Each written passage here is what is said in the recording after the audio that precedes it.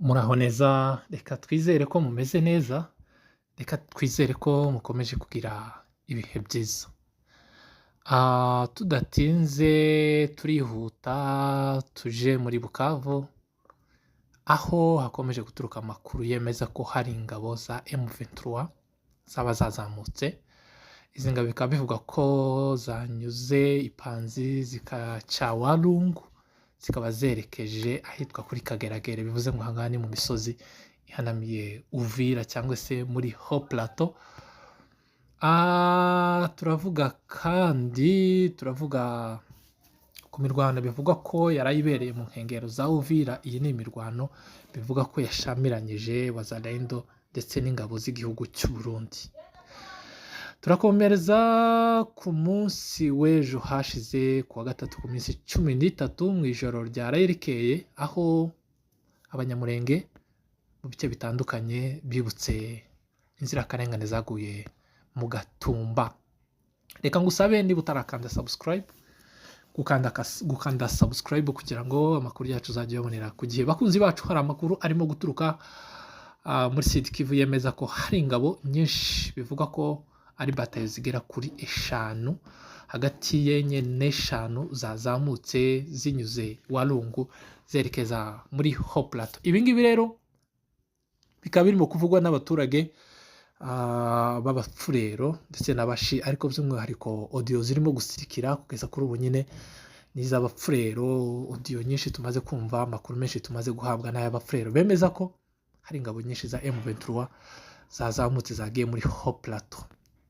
Bakaba batangiye kugira ubwoba bwinshi, bibaza icyo abakigiye gukurikiraho. Biravugwa ko zimwe muri izi ngabo ngo zaba zirimo kunyura Walungu zigahitira kuri Kageragere. Bakaba batazi niba izi ngabo zizakomeza zerekeza mu Minembwe gutabara abanyaminembwe cyangwa se gutabara abaturage b'abanyamurenge bakomeje guhura n'akaga gakomeye cyane hariya mu Minembwe. Ndetse bakaba bahanganye na FDLR, Wazalendo na FARDC mu ntambara imaze imyaka igera ku 8. Bakunzi bacu, hakaba hari andi makuru avuga ko izi ngabo zaba zagiye ahangaha mu misozi ihanamiye Uvira mu rwego rwo kugira ngo bazabashe kugaba ibitero simusiga byo gufata umujyi wa Uvira. Abapurero rero bakaba bakomeje kugira ubwoba bwinshi cyane, dore ko abenshi muri bo n'ubundi bashigikiye Wazalendo na Mai Mai. Bikaba bivuga ko rero aba baturage barimo kohereza amaudio bakomeje kugaragaza impungenge nyinshi n'ubwoba bwinshi cyane, bahamagarira abazalendo bene wabo ngo kuba maso ndetse no kuva mu nzira. Bakaba bemeza ko ngo Mai Mai cyangwa se bazalendo bari bari mu nzira ya hariya Walungu werekeza ku Ndondo. Ahangaha rero ni muri Haut Plateau. Bivuga ko izi Mai Mai ngo zahuye n'ibitero bikomeye, zigerageza kurasa ariko ntizakoza mo agati, ndetse bivuga ko izi Mai Mai ngo zahise ziva mu nzira zikabisa abo muri M23 bagatambuka amahoro.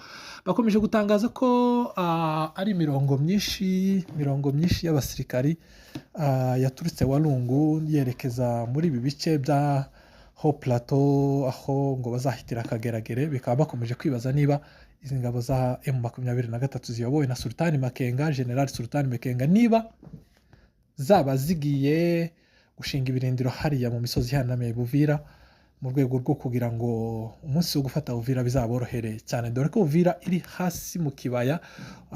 Umuntu ushobora kuba afite imisozi, wafashe imisozi Kirungwa, Gafinda ndetse no kuri Kageragere, ko byoroshye cyane gufata uyu mujyi wa Uvira. Ni mu gihe M23 iheruka gutangaza ko mu gihe leta ya Kongo yakomeje kwinangira mu masezerano ndetse no mu biganiro byarimo bibera i Doha, nta kabuza bagomba gukomeza kuyigizayo mu bice bafashe. Bivuze ngo M23 igomba gukomeza kwigizayo FARDC na Wazalendo n'ingabo z'u Burundi ziri hariya muri Sud Kivu. Reka tubabwire ko nubwo ibi byose birimo kuba,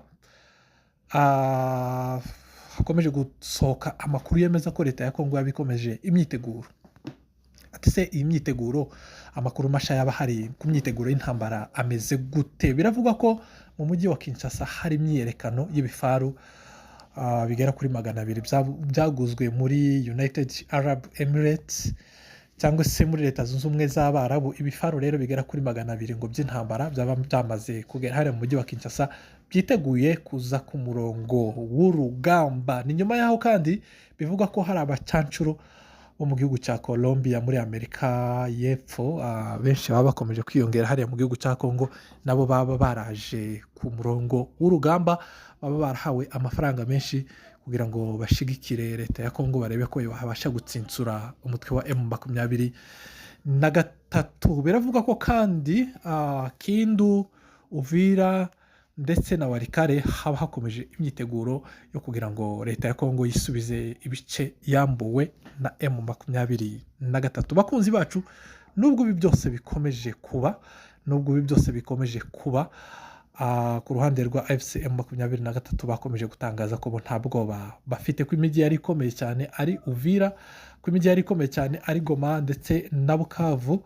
Ahandi rero hasigaye bakaba bavuga ko nta bwoba habateye, ko nta bwoba na buke bafite bw'abo bacancuro ndetse n'abanyamahanga baba bakomeje kuza mu gihugu cya Congo, n'ibi bikoresho leta ya Congo bikomeje kongera mu rwego rwo kugira ngo ikomeze guhangana na M23. Ibi bifaru bikaba bivuga ko ngo byaba bihagaze amafaranga menshi cyane, cyangwa se bihagaze agaciro kanini.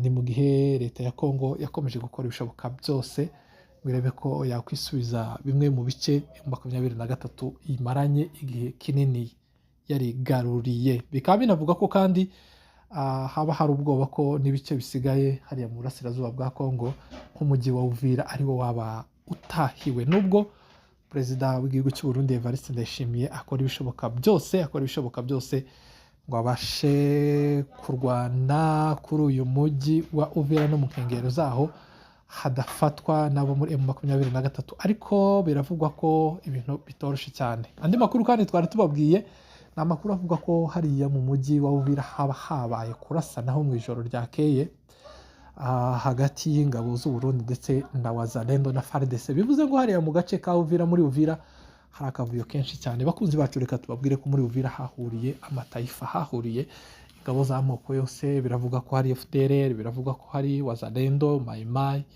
hari ingabo z'u Burundi, hari FARDC, hari abapolisi. Bose rero bakaba bitwaje ibirwaniro hariya muri Uvira, bakaba barahahuriye. Bose rero kubera ibibazo byo kutumvikana n'ibibazo byo kudakorera hamwe, dore ko batatorejwe hamwe, bikaba bivuga ko rero bakunze kugirana ubushamirane bwa hato na hato.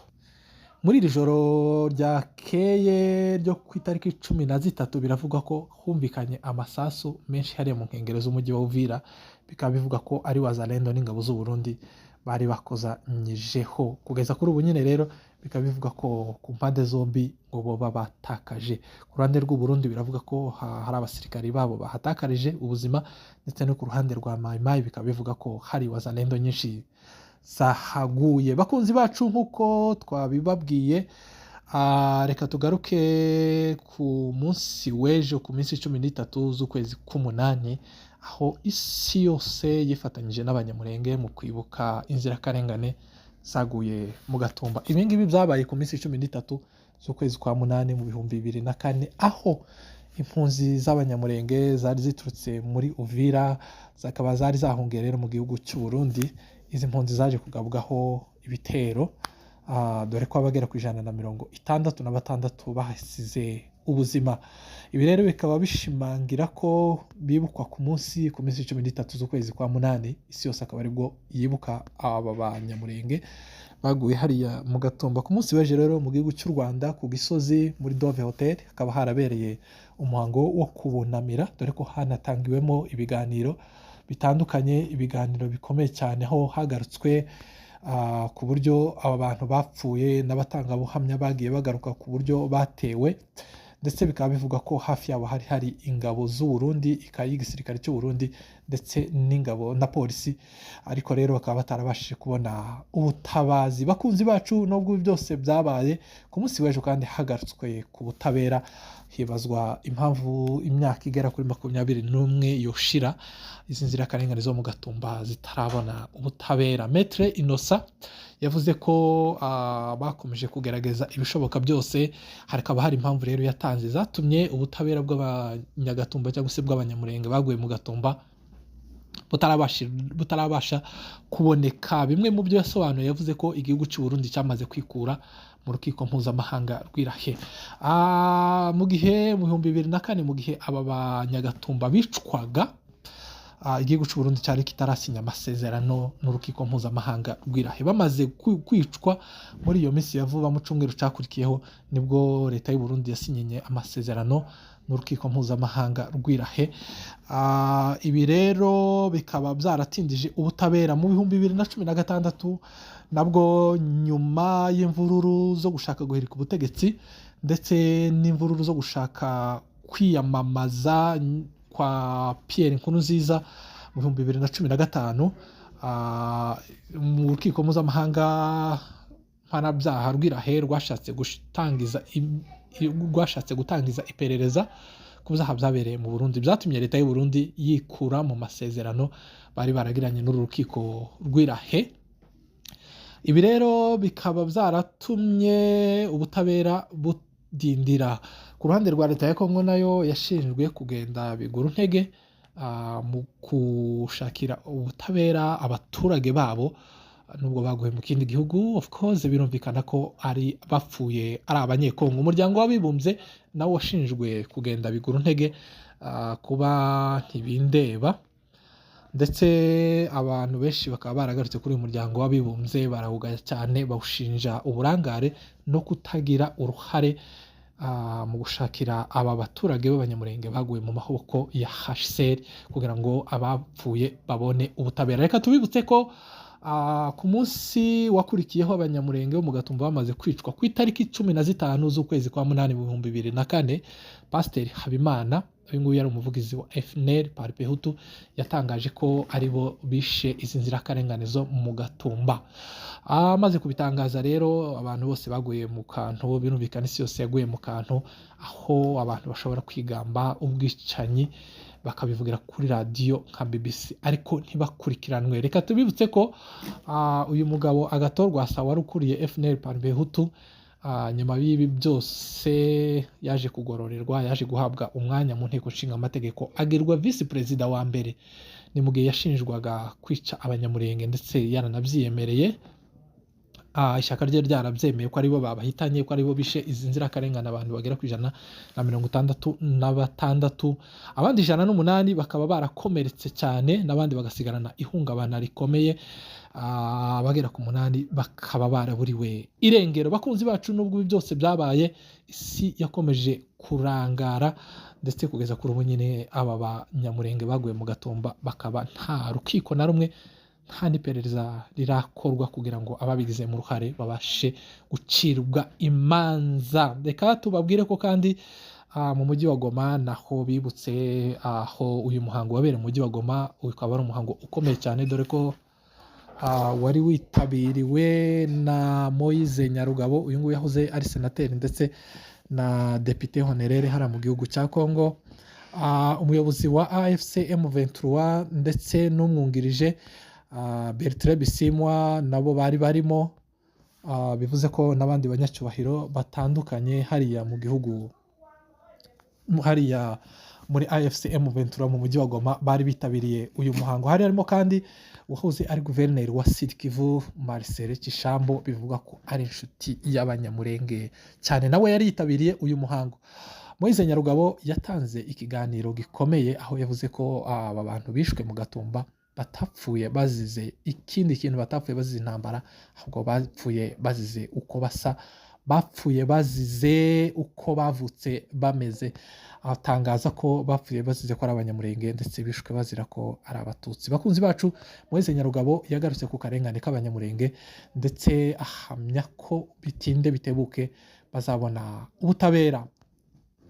Umuyobozi wa AFC M23 Corneille Nangaa nawe yagejeje ijambo ndetse atanga ihumure ku bari bitabiriye uyu muhango, ndetse agenera n'ubutumwa bukomeye abacitse ku icumu ryo mu Gatumba. Bakunzi bacu, Bertrand Bisimwa nawe yatanze ijambo, yagejeje ijambo ku bari bitabiriye uyu muhango bose bahurije ku karengane gakorerwa abanyamurenge n'abatutsi muri rusange mu burasirazuba bwa Kongo no mu gihugu cya Kongo muri rusange, bagaruka ku byo bifuza gukora n'ibyo bifuza kugeza ku banyekongo muri rusange, bizeza umutekano usesuye mu bice byose bafite, mu bice byose bagenzura. Reka tubabwire ko muri Leta Zunze Ubumwe za Amerika muri no weekend gahunda yo kwibuka abanyamurenge izakomeza muri Washington.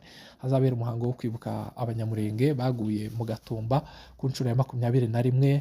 Visi Perezida Azarias Ruberwa akaba azaba ari muri uyu muhango, aho byitezwe ko azatanga ikiganiro ndetse akageza n'ubutumwa bw'ihumure ku bazaba bateraniye muri uyu muhango ndetse n'abanyamurenge bose muri rusange n'inshuti zabo. Reka tubabwire ko no muri Europe uyu muhango n'ubundi izakorwa muri weekend no muri Australia, aho hose bikaba biteganyijwe ko igikorwa cyo kwibuka ku nshuro ya 21 kizakorwa muri weekend. Muri Leta Zunze Ubumwe za Amerika reka tubabwire ko uyu muhango uzamara iminsi 2 kuwa gatandatu no ku cyumweru. Reka tubashimire gukomeza kubana natwe, twizere ko mumeze neza, twizere ko mukomeje kugubwa neza nubwo bitoroshe. Reka twihanganishe abari mu Minembwe nubwo bakomeje guhura n'ibibazo bitandukanye birimo kubura ibiribwa, dore ko inzira zose zigera aha mu Minembwe zaba zarafunze, bivuze ngo ubucuruzi hara mu mujyi wa Minembwe bugoye cyane. Tukaba dukomeje kwihanganisha rero abaturage bari hariya muri Haut Plateau b'abanyamurenge by'umwihariko n'izindi nshuti zabo n'abandi baturanye babo bose baba bahura n'ibibazo. Reka ngusabe wowe utarakanda subscribe ko byoroshye cyane ugakanda subscribe kugira ngo amakuru yacu uzajye ubonera ku gihe. Murakoze, mukomeze mugire ibihe byiza.